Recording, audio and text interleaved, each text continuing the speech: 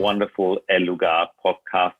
Today with a very special guest and a very special project that is connected to Lugar. I'm very honored to have Shannon O'Hara here with me. So welcome, Shannon. Yay! Good morning. Woo! Yay! So Shannon O'Hara is an amazing access consciousness facilitator. She's the founder of Talk to the Entities, a specialty program of access consciousness. And she's also the daughter of Gary Douglas, the founder of Access Consciousness and the brain behind the Lugar project. Shannon, you knew about Lugar from the very beginning, and you were always somehow connected to the project. But I remember that one moment when we started talking about planting trees at Lugar and starting a project where we reforest part of that huge lot too. I remember that moment when you heard about that project and suddenly it made click. And this is this is what I would like to talk to you about. What did you perceive? What was going on? And why Forests to Future? Why was that such a big, aha, wow, let's go for it in your universe? Can you share with us what was going on? Yeah, I had about 15 years ago, maybe 14 years ago, my dad was facilitating a class called Right Riches for You. And this was in Southern California. And I was at the time maybe 23, 24. And I had huge credit card debt, as most American young adults do, or most Americans do, period. And I had a lot of money problems. And I did this class because it was my dad and I could just go. And so I didn't really have a clue. But he had stated in the class, he's like, what if you could use money to create the world you wanted to live in? And what if, you could use money to buy endangered forests or, to steward the land, basically. And literally in him stating that was the first time I ever was willing to see money as something that could be an ally of mine. And prior to that, I had mostly hated money and had a lot of difficulty with it. And that sort of moment in my early 20s sort of matured and eventuated into a massive aha when, I guess that was last year when Forests for Futures was instituted. Is that correct? Last year? Yes, it was last year. Yes, correct. So when I heard that the Lugar property was going to be designating a large area to reforestation, this light went off in my world. And I remembered that question that my dad had asked me all those years ago. And it was literally in my early 20s with that question about money being able to buy forests that were endangered. That was actually what turned my entire life around and made me be interested in having wealth and money so that I could actually be able to choose that and do that. And I had forgotten about it. I had put it aside, but in the decades in between, I had amassed a large amount of money from growing and facilitating and working, and it had sort of lost. I had mastered the ability to make a lot of money and to be successful financially, which I was still extremely grateful for, but it had sort of lost its sparkle. I'd overcome the challenge and just sort of making money for money's sake had sort of lost its sparkle for me. And then when Forests for Futures was announced, I went, oh my God, that's what I've been working so hard for all these years. And it was this explosion of inspiration for me to create even more. So working for the trees and generating and being able to contribute to that kind of a world was what really lights my fire and makes my soul sing. And that's why Forests for Futures has been such a huge inspiration. It's given me the sort of pep in my step that I really needed to get back for creation. I love what you just said about what we could use money for, because I get a lot of questions from people who are interested in Forests for Futures, and they more want to, they are more these Greenpeace fighter questions. How can we fight to stop it rather than what can we what action can we take to create something different? So what would your invitation to be to those who are used to fight against those who destroy? Like Greenpeace is very, very big, but what they do, they kind of show the world what's wrong and they fight against it. In what respect is Forests for Futures different here? Well, mostly it's because it's about creation. It's not about stopping anything. It's more like adding rather than trying to stop something. I have often found that trying to control what is, and I think both you and I are definitely on the side of, hey, let's have a beautiful world that actually lives and thrives, and a nature that is the gift that it can be, rather than the used and abused nature that we also see in the world. And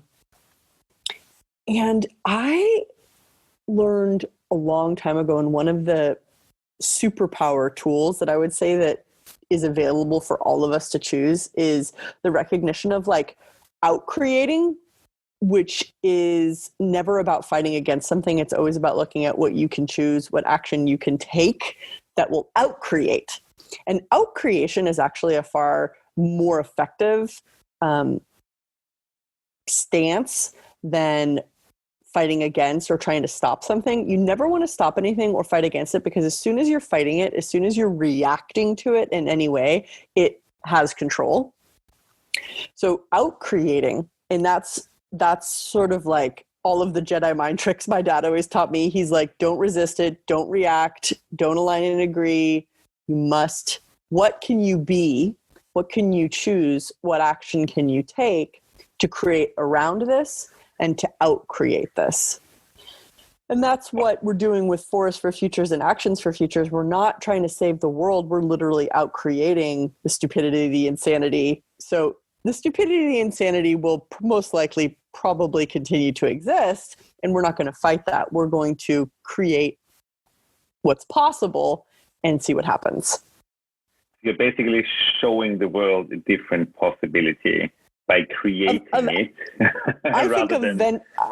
I think eventually showing the world a different possibility, which the thing with Lugar and Forests for Futures and Actions for Futures, which are all three different sort of entities that are very closely connected. It's this vision for consciousness in the future that I will admit personally, it took me probably a decade to even understand what my dad was talking about. But I sort of have had this sort of gift in that I've witnessed a lot of the ways in which he's created. And then I've taken his advice and I've taken action on making choices. Like, I remember it was maybe 7 years ago. I can't remember when he first sort of incepted the idea for Lugar. Maybe 7 years ago. I don't even think you were around, David. No. Yeah. I wasn't around back then. And he started talking about one, and Lugar is actually the name of a book that he's written, The Place, which Lugar is obviously the place in Espanol. And he wrote this book. And so, like, if any of you guys are listening to this, you should probably go read that book, because it's really like the genesis of this project. And then the inspiration for a place like that to exist in the world is really where this came from. And I remember at that point being like, I so desire for that place to exist that what can I do? What can I be? How can I contribute to creating that, rather than giving up and being hopeless and just suffering, which had been also a huge part of my life. And so, since I am a hard worker and I love magic and consciousness, I started really getting to work for it. And I actually committed to contributing 10% of my annual gross income to Lugar, like way when it first was incepted, before we had the property in Costa Rica, and before anybody had an idea of how we could even make this happen. And it wasn't a huge amount of money at the time, but it was, to me, it was like, that was a pretty big commitment. And I was like, okay, let's do this. And I was a little nervous, and I did it. And I noticed in the next year, the income of my business tripled.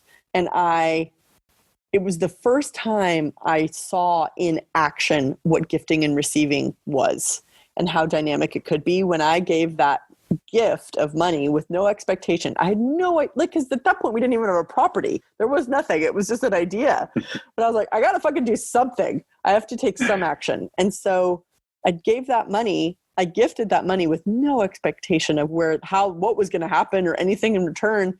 And my whole life grew. And that was, I could not deny the increase in income and the increase in productivity. And it was like magic. I wasn't working any harder. I was just working the same, but everything was booming. And I went, whoa, that is powerful. Well, and I remember you did something similar with Actions for Futures, because you not only got that boom download why I want to do that, you now are one of the generative energies. I call it the driving forces behind Forest for Futures and Actions for Futures. You run the social media campaign. You make sure it's out there. So that just, people would say that just happened. It clicked and you wear that. So what is motivating you? What is the driving source behind all of that? Can you share a little bit what's going on? It boils down to like the future that you contribute to is the future that will contribute to you. And I would say that I didn't have a future. Probably 10 years ago, I didn't have a future. I have this story of struggling with severe depression and drug substance abuse and being really suicidal for the majority of my teens and into my early 20s, and then using the tools of Access and just sort of growing up and getting better and actually getting extremely happy. And I didn't have a future. I hated my life. I wasn't inspired. I was not enthusiastic. I saw just everywhere, everything was just hard, and I didn't really want to be here. And obviously that's changed, but it changed because I finally was able to get in connection with what truly enthuses me, which is consciousness. And so once I started to choose more consciousness, I guess is the way to put it, in all the bazillions of ways that one has to do that, I started getting very happy.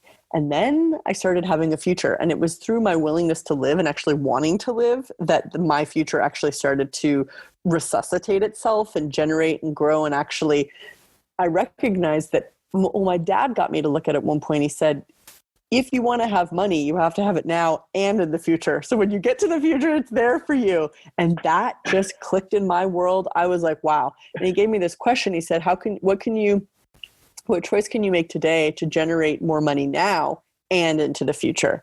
And boy, did I work that question.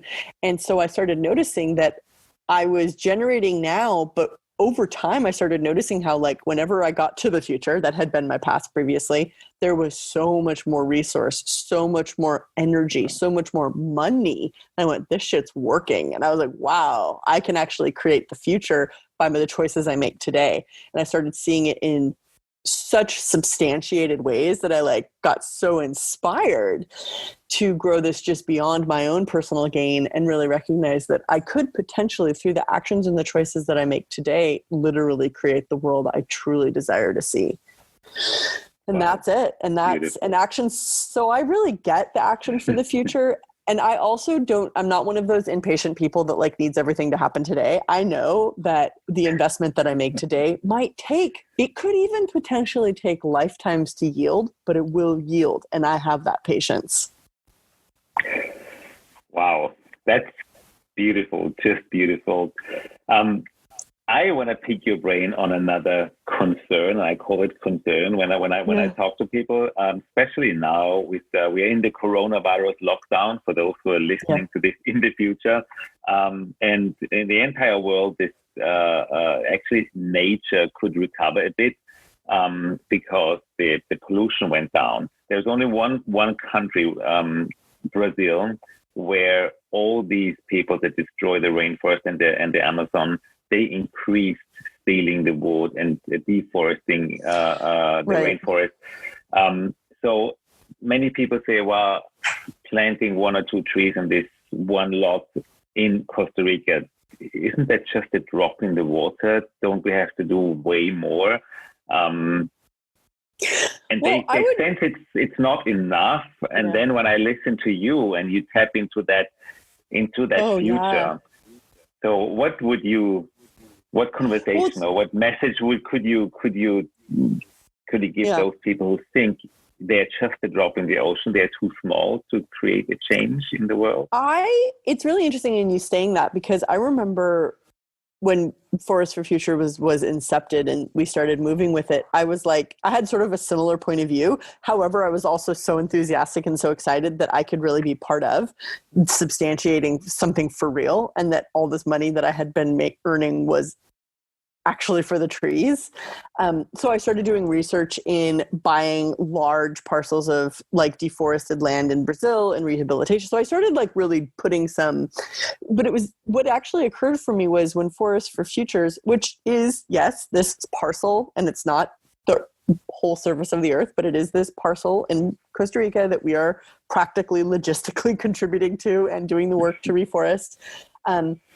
But what Forest for Futures did was, all of a sudden I started hearing about, seeing, and getting connected to all these other organizations and entities that are doing the same thing that we're doing.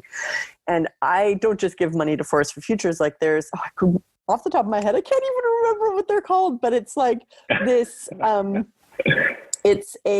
basically they're doing the same thing that we're doing, and you can contribute your money like once a month, and then they send you a picture of your tree. And like, so I started putting money into that too. And it's like so cheap. And it's just like, but I also caught wind of a web browser called Ecosia that is run by a company out of Berlin that, by the way, if anybody's listening to this, start using Ecosia. It's not as solid and sort of detail and specific as Google yet, but the more people that use it, the more it will get better and better.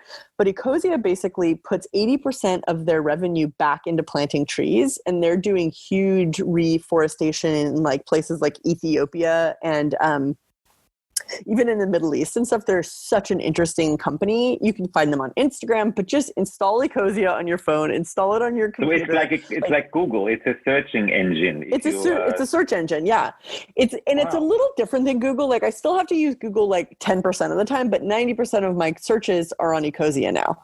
And it's literally their 80% of their revenue, and you can read all about them. They're super interesting. And so there's all of these, and that's just to name two. Like I started connecting with all of these organizations and entities and businesses that are moving in the same, if not the same in a completely different way, direction as we are. So I don't actually think that it's as linear as people think it is. When we start contributing, it's all of a sudden we are now part of everything that's contributing. And it's not that we aren't doing enough or choosing enough or being enough. It's like there is so much possibility, and it doesn't need to come from one source. Like I'm not just contributing to Forest for Futures. I'm connected now to like all of these different entities and organisms and businesses and processes that are focused on reforestation. And I'm like, I'm into it. So I'm contributing, and I am receiving so much. Every time I do a search on Ecosia, I'm like, this feels like the world I want to live in and the world I want to create. Wow. Awesome. So it's just not, you might start with being a drop in the ocean, but you end up being a thunderstorm of consciousness. Well, I have. Yes, definitely. Awesome. Thank you so much for that. What an inspiration. I'll download Ecosia right away and start using that. There's one last question, a personal one that I would like to ask you, because you are an access consciousness facilitator. You are a 3D body class facilitator. You run the Toxic Entities specialty. And then you took on Actions for Futures and Forest for Futures. Are you ever overwhelmed by doing all this different kind of stuff? No, but I'll tell you why. These are my like top secret. This is like my secret method that like, but nobody seems to like it. So I'm going to tell you my secrets, but no one ever uses them. Number one, I also think it's really funny that you mentioned I do the social media for Actions for Futures, because I do, but I don't even do the social media for my own business. It's like hysterical. It's like I am particularly inspired by Actions for Futures, but I also know that if I don't do it, it's not going to sort of happen. or it's not going to happen now. It might happen in the future, but I watched a lot of people not really be able to engage and get a lot of traction with it. And I was like, well, I can. So then I just did. That being said, I also know that I'm not the only source, especially with Actions for Futures and especially with Talk to the Entities. I am working with a tremendous amount of consciousness and energy and entities and people and things that desire to live in the universe, and I'm just part of it. So I don't feel like like whether it succeeds is all on my back, because it isn't, but I have to be me and do my part.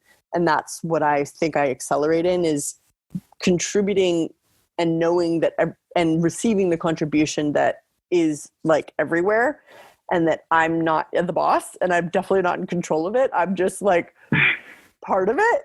So I follow the energy, which I feel like is a really airy fairy thing to say, that like sounds like I'm just like going with the flow, man, but I'm like not. I'm like really paying attention. All of a sudden Actions for Futures will be ping, and I'll be like, oh, okay, what do you need? And I'll start paying attention, and then I'll create and I'll generate and institute. But everything sort of goes, nothing's linear. I don't have to really that's the thing. And I'm so on the cutting edge of creation that I'm like inspired. And I know if I'm not inspired and it starts feeling like hard work and drudgery, I'm no longer following the energy. And I know, because consciousness has taught me, it, for better or worse, that if you're not on the cutting edge of the energy, you're not really functioning from consciousness. You're in some sort of decision or projection about the way things need to get done, or the right way or the wrong way, or the et cetera, none of which is fun. So I don't really have that. My MO is always fun. And if I'm not having fun, I know I'm not following the energy. And the energy is the 100% strongest source for generating, creating, and instituting anything in the world. Wow. Thank you so much for that inspiring conversation, Shannon. It was great having you as a guest. And as I noticed, borders might be open in August to travel to Costa Rica.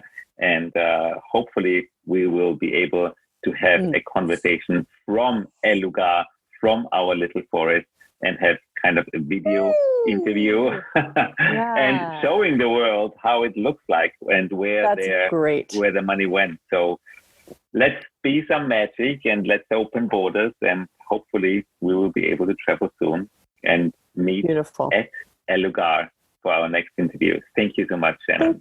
Thank you so much, David. Bye-bye. Bye-bye.